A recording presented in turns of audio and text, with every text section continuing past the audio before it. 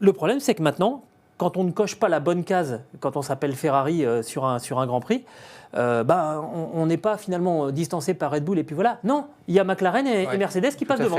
Là, il va vraiment falloir faire attention parce que toutes les irrégularités se paieront cash.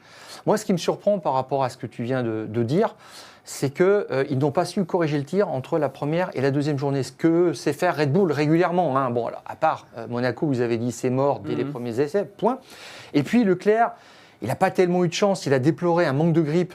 Même en essai libre 3, il dit on perd 4 dixièmes dans les 2 premiers virages. C'est quand même assez étrange pour Ferrari. C'est vraiment la punition. Et puis, il a un autre problème le dimanche. C'est que sur ce circuit stop and go, où tu as vraiment les 2-3 premiers virages qui sont serrés, puis tu as une épingle, autrement, c'est que freinage, accélération. Et là, effectivement, problème moteur, il perd 1 seconde 2. Il le paye au prix fort. Ça aurait été à Monaco, le dommage était bien moindre. Donc, il était en difficulté sur le pire circuit, je pense, à part aussi Monza dans la saison. Alors maintenant, quand on a dit ça, c'est vrai qu'il va falloir se réveiller un petit peu et dire on oublie Red Bull qui est devant. Voilà, parce que même quand Verstappen est tout seul, il fait le job. Et si je regarde bien sur les 4 derniers Grands Prix, Ferrari a marqué 90 points et McLaren 113. Donc il y a un delta quand même assez important, ils ont marqué 28, tout est là ou presque sur cette dernière course, double abandon, c'est le premier de l'année, mais en fait ils sont confrontés à des gens qui sont de véritables métronomes. Ouais, ça c'est impressionnant. Dans plusieurs compartiments du jeu, franchement maintenant McLaren est devenu une machine de guerre. Il n'y a pas d'autre mot. Et Ferrari va se heurter, je pense, d'autres fois à cette équipe qui est très bien organisée, gérée par Zak Brown. Ça tourne à plein régime. Je pense aussi que, on le dit souvent, mais le nouveau directeur technique, Rob Marshall, qui est l'ancien adjoint à la partie mécanique d'Adrian Newey chez Red Bull, joue un grand rôle là-dedans. Et c'est quelqu'un qui sait maintenant faire évoluer et optimiser la voiture. Et il y a plusieurs datas qui donnent très clairement un avantage à McLaren. Alors, sur le plan des pole positions, si on peut voir sur ce tableau, il y a une pole pour Ferrari et 0 pour McLaren, mais le reste, ça met en évidence une présence au plus haut niveau. 4 premières lignes pour McLaren, une pour Ferrari.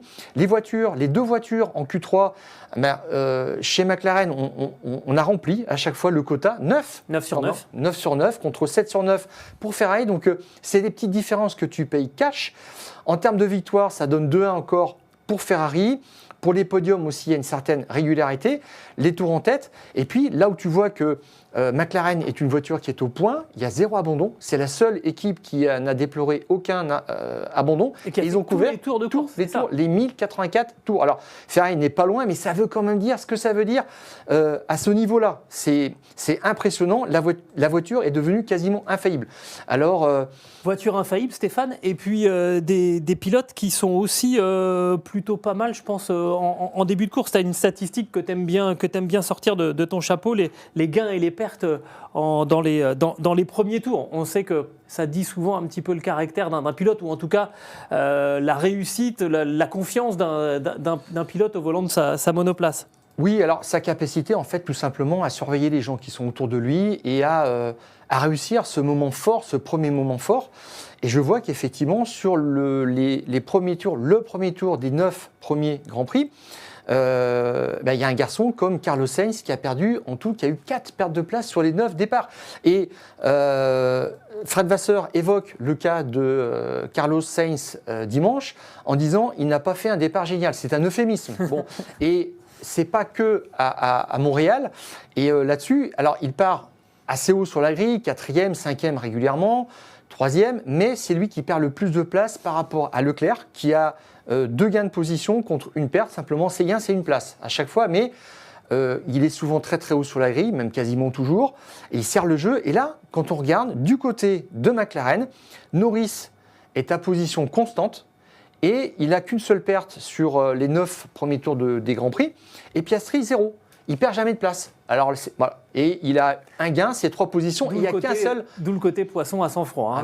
Il tombe complètement, et il n'y a qu'un seul pilote qui n'a eu aucune perte de place sur la grille, et pour cause, mais c'est Verstappen. Mais lui, il peut quasiment qu'en perdre. Il est parti une ou deux fois en deuxième position.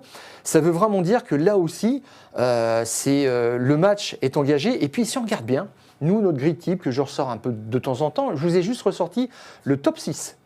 Et on fait toujours la même chose. Une pole position, c'est 1 point. Une deuxième place sur la grille, c'est 2 points, etc. Et là, j'ai enlevé les 2 moins bons résultats au bout des 9 premières courses.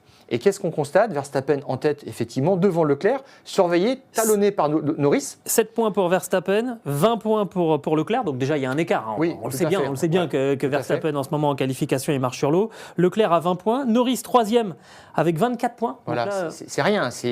on fait quasiment jeu égal. Il le talonne. Ensuite, Carlos Sainz, 27. Voilà. Presque talonné aussi par Piastri qui a 32 points, donc on est vraiment tout près. Et puis Sergio Pérez qui complète le top 6 avec 33 donc ça veut dire que là maintenant, dans les prochains Grands Prix, Leclerc il sait ce qu'il a à faire, il aura tout le temps Norris dans les roues, il devra marquer ce pilote, et puis Sainz sera talonné par Piastri. Là maintenant on le voit très clairement, il y a 1/10 d'écart, pas plus, avec Norris en qualif, et Piastri est même devant, à la régulière, sur la grille, devant quelqu'un comme Pérez. Bon, c'est parlant. Donc là, je dirais, il faut arrêter de rêver chez Ferrari et il faut regarder dans le rétroviseur. Alors, si on se projette un tout petit peu en 15 secondes, c'est quoi? C'est un accident un petit peu, tu le comparais à celui de Red Bull à Monaco? Tout à fait. Ça peut servir d'avertissement avant le triptyque, là, avant la trêve estivale. Ça va s'enchaîner fort. Hein. Oui, mais comme, Barcelone, ensuite l'Autriche, ensuite la Grande-Bretagne. Des choses comme ça sont à provisionner, c'est-à-dire qu'il faut anticiper sur un mauvais week-end. Là, c'était quand même un très mauvais week-end. Aucune voiture... Enfin, 2 voitures sorties dès la Q1, voilà. Dès la Q2, c'est la dernière fois, c'était Abu Dhabi, fin du championnat 2020. Donc là, c'est quand même un gros couac, un double abandon, même si c'est un abandon volontaire. Là, il ne va pas falloir prendre un 28-0 trop souvent. Et encore, là, c'est de la part de McLaren, parce que McLaren sera toujours là. Mais peut-être que McLaren aura un moment de faiblesse, mais pour l'instant, j'en vois pas.